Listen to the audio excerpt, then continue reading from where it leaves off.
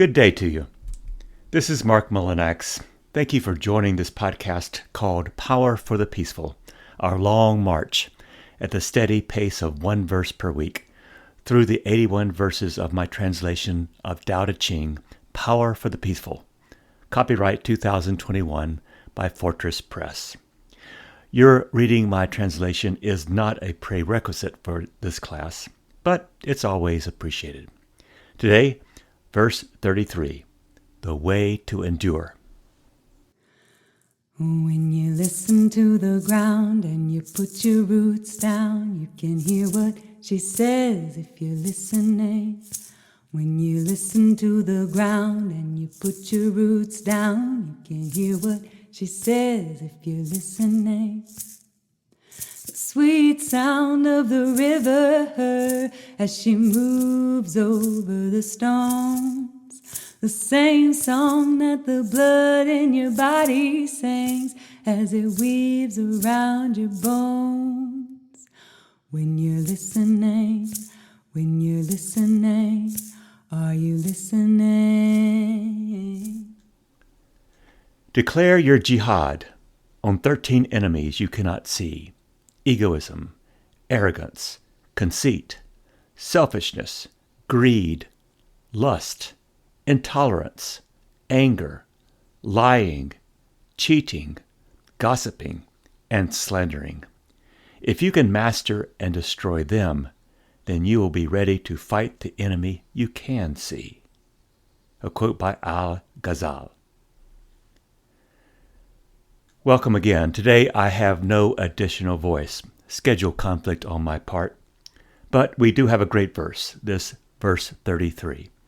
It teaches about how to normalize Tao awareness in one's life.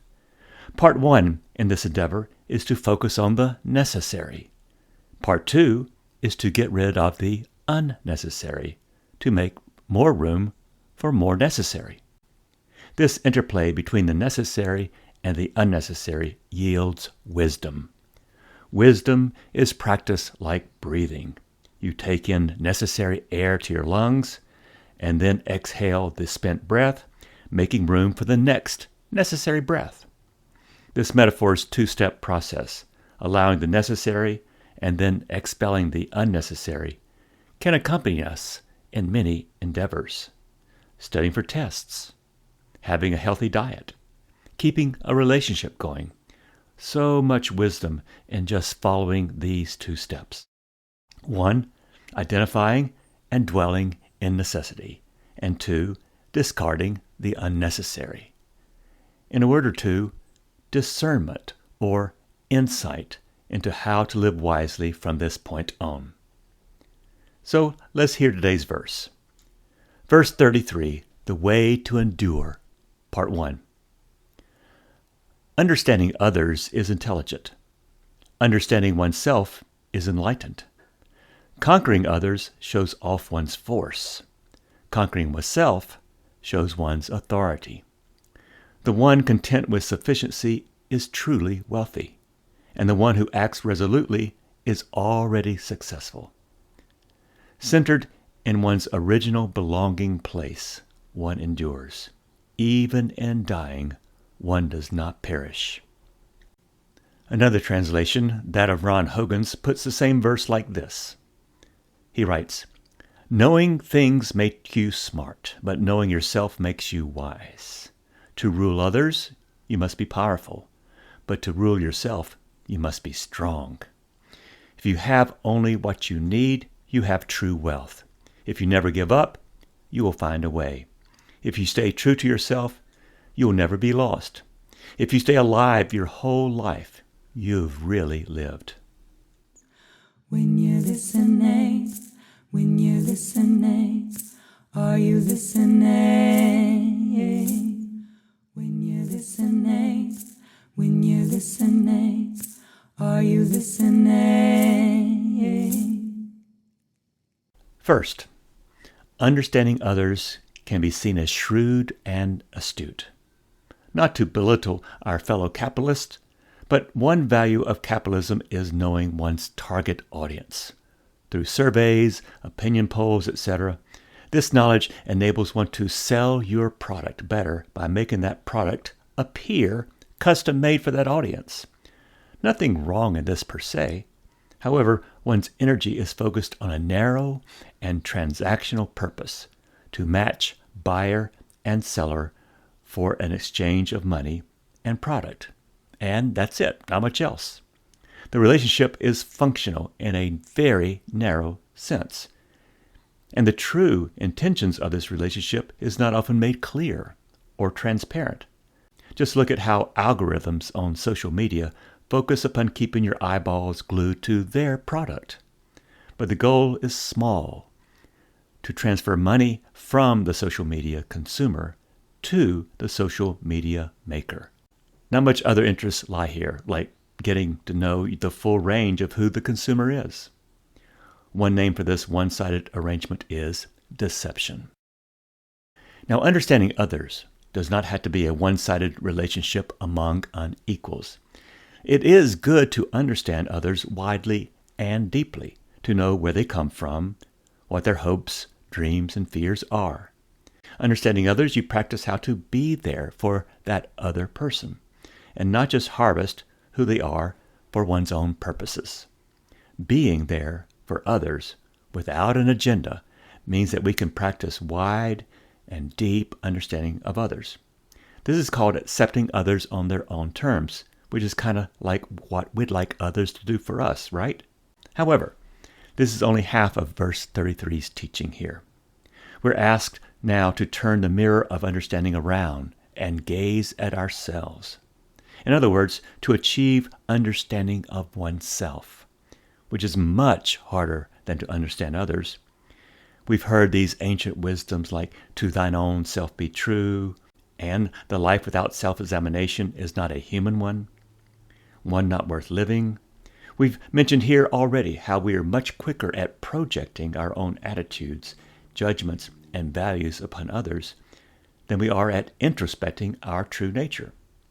This very introspection is not easy, but is what this verse calls enlightened and wise. Why is that? For in such introspection, we come to discriminate between what is foreign in us and what is our native true source. And who's not in favor of that? Sun Tzu, in his Art of War, phrased it like this: so it is said that if you know others and know yourself, you will not be imperiled in 100 battles. If you do not know others and do not know yourself, you will be imperiled in every single battle. From Sun Tzu's The Art of War. So weigh your commitments. Who is it one really needs to know better, self or others? In marriage, which is the more important skill? Knowing your life partner is good, of course, yes, but knowing oneself is far more constructive of a healthy, long-term relationship. But we marry, I hope, in order to learn who we ourselves are. The word I want to introduce here is the correctly understood definition of discriminate. I speak not of discrimination in its negative sense, when we project ourselves onto others and then judge others by our own internal, secret, and unexamined criteria. Instead, the way I want to talk about discrimination is that ability to see the difference between two things or people, especially if those two things happen to thrive or live in one person. But these two things are often at cross purposes. Would you not want to know if there are things or energies at cross purposes in you? What happens if you don't? Other words that explain this second way of discrimination include being canny, clear-headed, judicious, long-sighted, reasoned, and responsible. We're talking about choosing the better of two or more alternatives in your body or your psyche or on your path. Like a person who shows a discriminating sense in their reading habits. In other words, we're back to karma, sowing the seeds that bring a good harvest, weeks, months, even years in the future. The discriminating person knows better, a skill set that just grows and grows, until it makes one just plain wise, able to actually see into the future and be able to say with real intention, yes or no. The wise person just knows by minding their experience that a donut and cola for breakfast means a sugar crash in the very near future and health problems in the long run. When you're listening, are you listening? When you're listening, are you listening? Second, using force to overcome or to conquer others, as we've seen in verses 30 and 31, is not Tao. In such forcing of others, do we not put up an invisible firewall between our outward actions of forcing and dominating and the often hidden and psychic sources of our actions? Think with me. When in the heat of overcoming others, how likely are we to engage in active introspection and self-examination? Not very. We are much more focused on winning or surviving, and that at all costs. And notice how focused we can get on only one thing, something without a future. Conquering others may actually be easier, or at least seem more plausible and possible than to conquer oneself. The Tao path here, however, means identifying and taming our inner demons, rather than focusing just on identifying and taming outside enemies. Some people might call this process by a rather strong word, but I like it: exorcism. Exorcism is a great word to describe this good introspection and discrimination. The force we use for lasting change in the world is a force on ourselves and not on others. I'll repeat that. The force we use for lasting change in the world is a force on ourselves, not a force on others. We act with Tao to become integrated within, to speak with one undivided voice. Because purity of heart, wrote Soren Kierkegaard, is to will one thing, not to be this way on one day and another way on the next day. What we fail to discriminate and overcome in ourselves lies in wait within, slowly growing and eventually conquering or overcoming us. 3 quotes here that might amplify this. The first is by Machona Diliwayo. One who conquers others is great. One who conquers the world is mighty. But one who conquers himself is divine. You have not conquered anyone significant until you conquer yourself. Then by Sir Edmund Hillary, the first white person to ascend Mount Everest. It's not the mountain we conquer, but ourselves. And then from Plato, the first and greatest victory is to conquer yourself. To be conquered by yourself is of all things the most shameful and vile. A strong and resolute will means we regularly bring the force of our character and person into a close introspection of ourselves. Our mission in Taoism, and for the rest of our lives for that matter, is to build up our BS meters, to be able to filter out what is not helpful to self, or what is harmful to others, or what is uncaring to the world.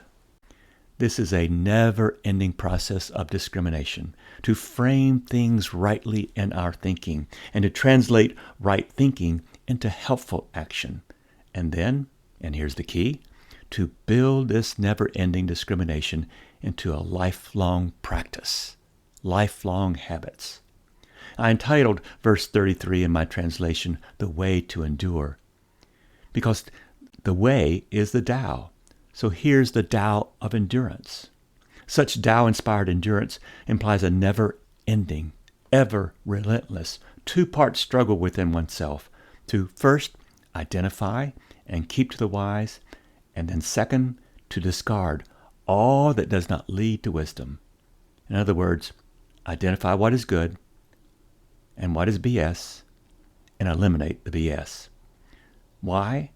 So that more good may then emerge from within us. Good that is already there within, but just needs more practice to join our wisdom mindset. Our verse talks about having enough. How do you know when you have enough? Our verse's phrasing of this is being content with sufficiency. That's a rare character trait today, to be content with sufficiency. To know when to say enough and when enough is enough. And learning to appreciate what we already are and already have. These are not widely practiced virtues these days, because our culture ever repeats to us in whispered tones, be more by getting more. Acquire, and you'll have the recognition and power you've always desired. To be more, one must get one's rightful share of life's shiny objects, right? Well, what if everyone alive today sought to acquire and acquire and acquire still more? Where does that hamster wheel take one? I mean, today's standards for what is considered necessary, electricity, indoor plumbing, or phones, all common and considered essential in today's late-stage capitalist world. These would have been unheard of luxuries 150 years ago. It would take the resources of 2 Earths just to have everyone on the planet live like I do in my country. So what is sufficiency?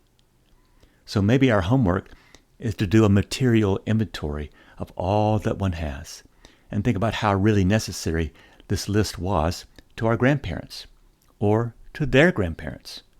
Has all such stuff made us happier, more fulfilled, wiser?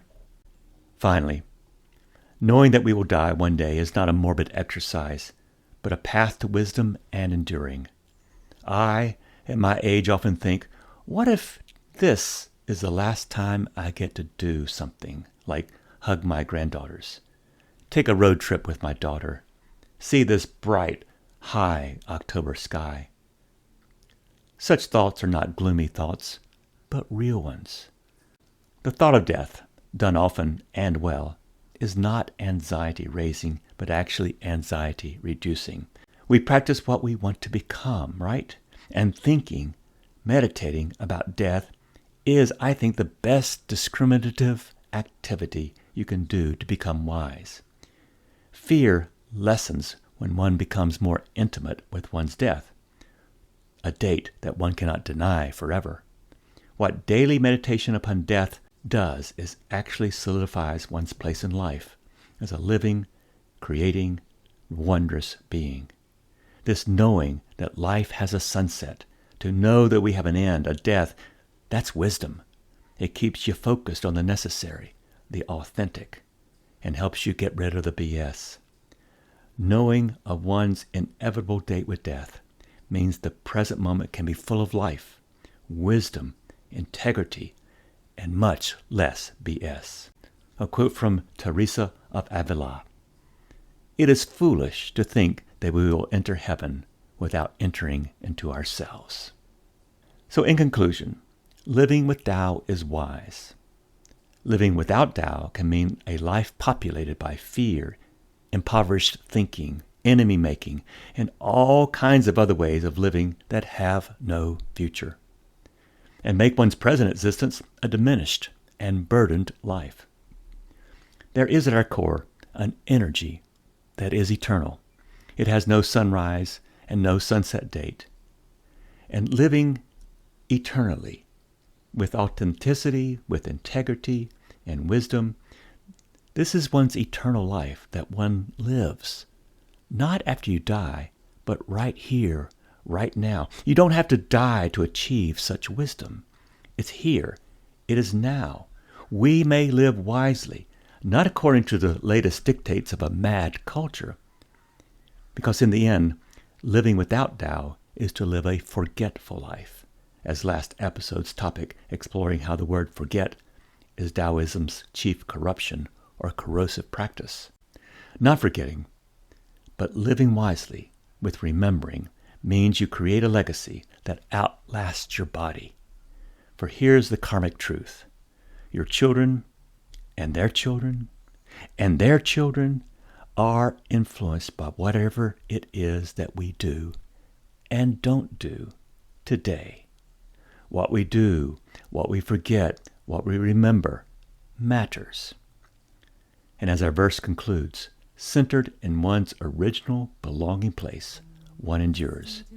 Even in dying, one does not perish. This podcast is a freely offered, original labor of love designed, written, and co-produced by many whose central idea is that Tao Te Ching text and Taoist practices are good news for today. Tao still speaks. Thank you, Audrey Davis, for your art. Thank you, Molly Hartwell, for singing. Fortress Press holds the copyright for any use of my Tao Te Ching translation. Thank you for being here. May your days begin in peace and become laboratories for the memory of how to live these days. Are you listening?